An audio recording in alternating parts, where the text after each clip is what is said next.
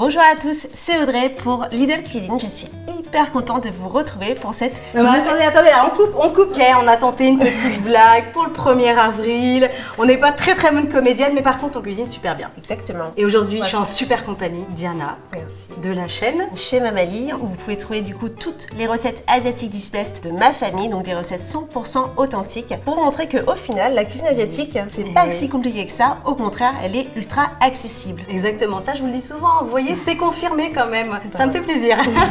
Alors aujourd'hui, on va préparer un riz cantonais et je suis super contente, un riz authentique, exactement, comme on peut avoir dans les restaurants. Une recette de ma famille, parce qu'il faut savoir qu'en fait tous les membres de ma famille ont tenu un restaurant, donc c'est une recette 100% authentique. Oh, génial. Et donc là, le riz cantonais que vous allez faire, ce sera comme si vous étiez au restaurant. Comme d'habitude, on laisse la liste des ingrédients en description de la vidéo et bien sûr, vous pourrez retrouver tous les produits chez Lidl. Pour cette recette, on aura besoin de 4 tranches de jambon, des petits pois, une échalote, de la sauce soja, 2 cuillères à soupe d'huile, de gousse d'ail, du poivre, du riz et 3 œufs. On va commencer par la cuisson du riz. Alors du coup, tu vas m'apprendre plein de choses. Comment faire un riz parfait? Oh là là, ça j'ai hâte. Alors dis-moi, explique-moi tout. Comment toi tu fais ton riz? Moi je fais au rice cooker, c'est facile, ouais, je lave le riz, ça je sais que c'est très important. Très important. Et après je le mets directement dans le rice cooker avec la quantité d'eau. Alors à la casserole, je suis un peu perdue, je vous avoue. Non mais la casserole c'est très simple, c'est plus ou moins le même principe qu'un autocuiseur. C'est-à-dire qu'il faut effectivement laver le riz, pas qu'une fois, mais 3 fois au moins, pour bien retirer tout l'amidon pour que le riz soit le moins collant possible. Parce qu'autrement, comme le riz passe en deuxième cuisson, ça risque de faire une bouillie. Donc c'est très collant, c'est pas hyper agréable à déguster, c'est pas très bon. Combien de grammes de riz? 150 grammes de riz. Alors, pour avoir 300 grammes de riz cuit. Tu fais comme ça, allez. De toute façon, c'est pas très grave si on en fait bon.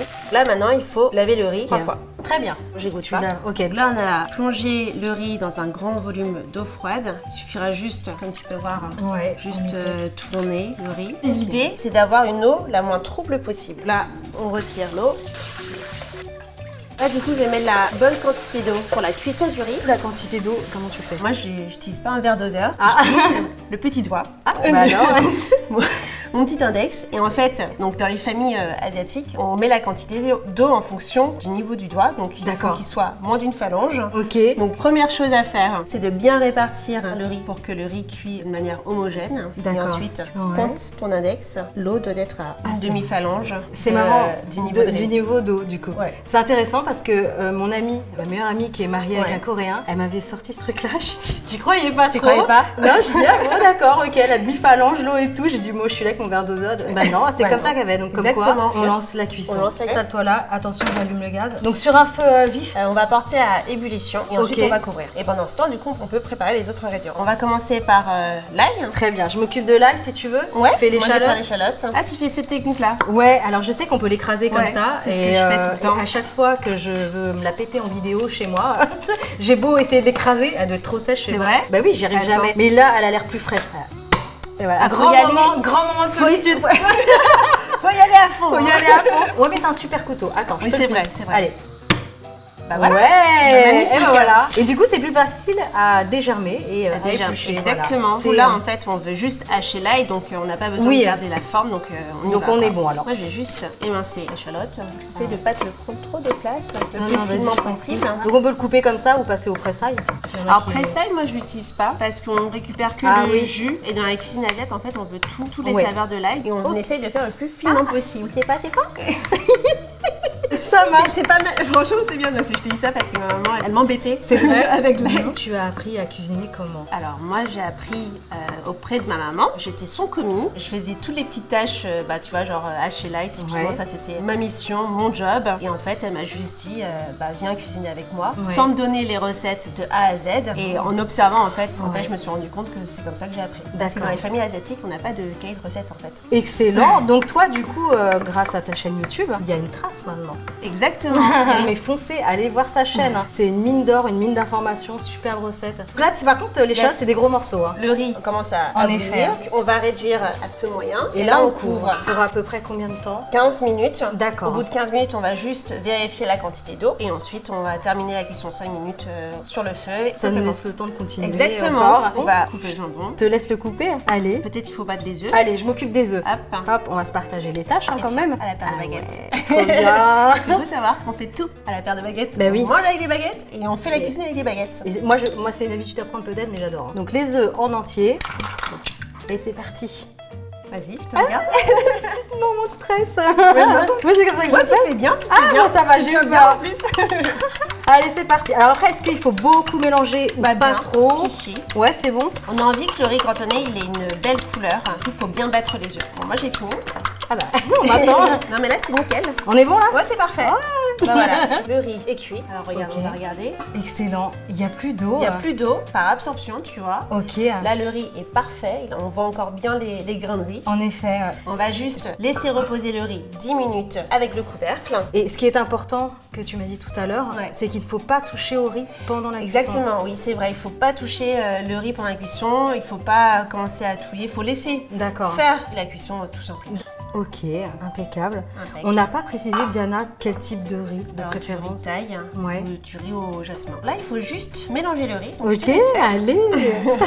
C'est parti. On le mélange simplement. On mélange, exactement, magnifique. Et ensuite, on va juste laisser refroidir le riz. Ok, très bien. Alors de préférence, cuire le riz la veille, parce que du coup, le riz aura une meilleure texture. Il sera moins humide. D'accord, très bien. Du coup, il sera parfait. Mais là, on peut aussi l'utiliser, mais il faut en tout cas le laisser refroidir avant de passer à la deuxième cuisson. Une petite astuce. Là, le riz a refroidi, on peut passer à la cuisson. Très bien. Alors, comment on fait? Alors là, ça va aller hyper vite. Ok. Donc, je te préviens, il faut être au taquet. Allez, c'est bon, je suis prête. Ça va durer moins de 5 minutes, tu vas voir. Ah oui, en effet. Il faut, faire chauffer le wok. Si vraiment on n'a pas de wok, on peut prendre une petite poêle, une petite sauteuse. On peut prendre une petite poêle, mais c'est vrai que le wok, c'est quand même idéal. La forme fait qu'on va avoir ce qu'on appelle le souffle du wok dans la cuisine chinoise. Qu'est-ce que c'est beau? C'est ce fameux souffle, tu vois, quand tu as la cuisson qui se fait dans ce sens-là. Donc le souffle revient en fait dans le riz. Donc ça, c'est très important. C'est pour ça qu'on a toujours un wok. Donc là, on attend que ça monte en température. C'est toujours mieux. Ensuite, on va ajouter l'huile. À peu près 2 bonnes cuillères à soupe. L'ail, toujours à feu vif. Et là, on va juste dorer l'ail. Donc là pareil, faut être toujours près du feu parce que comme là tu as super bien émincé haché l'ail, du coup c'est assez fin donc ça peut aller très très vite. Là tu vois ça commence. Ça crépite déjà. Donc du coup on enchaîne avec après. On va enchaîner avec l'échalote. Je l'ajoute? Alors attends, je te dis quand parce qu'il faut que ce soit un légèrement doré. T'es prête? Je suis prête. Tant que j'en mette pas partout, je brûle tout le monde.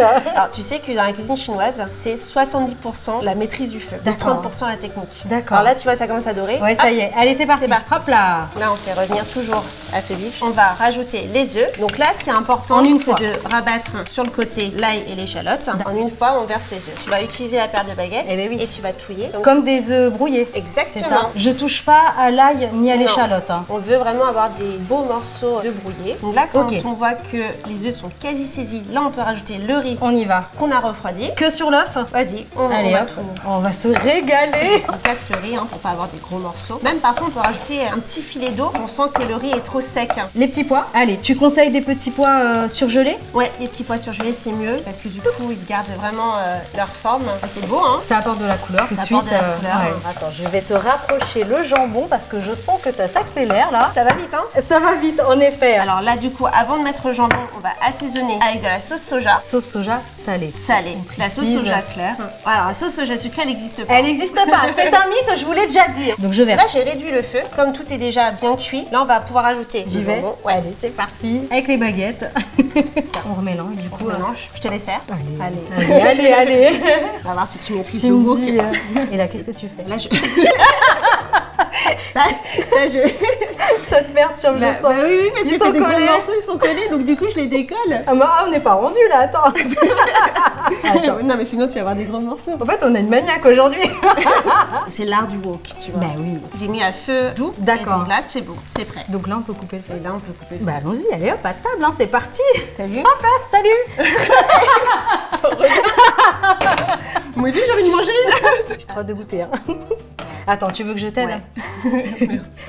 C'est de ma gauche là. Attends. C'est bon? T'as faim? Ben oui, écoute, ça gargouille ici. Un peu de coriandre.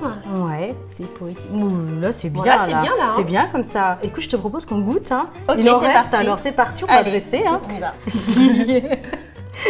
Baguette. Tu me diras, si c'est comme au restaurant. Bah oui, écoute. Et comme on dit en chinois, Tatia Chufan, ça veut dire que tout le monde vient de manger. À table. Allez.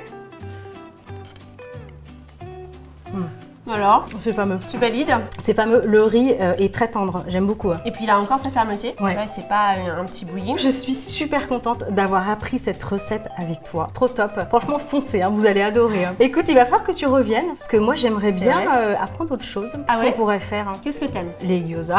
Les gyoza? Oui. T'as déjà fait les gyoza ou pas? Alors j'en ai déjà fait, mais une version assez compliquée qui était très bon, très réussie, mais vraiment long à faire. Alors, ok, et ben je vais t'apprendre une recette des gyoza, alors de A à Z. En attendant, on compte toutes les deux sur vous pour réaliser cette recette. Vous nous le dites en commentaire. Franchement, testez, c'est divin. C'est divin, ça prend peu de temps à faire. Likez, partagez, abonnez-vous à la chaîne Lidl Cuisine. Moi, je vous dis rendez-vous la semaine prochaine et foncez, allez voir sa chaîne. Merci beaucoup. Super.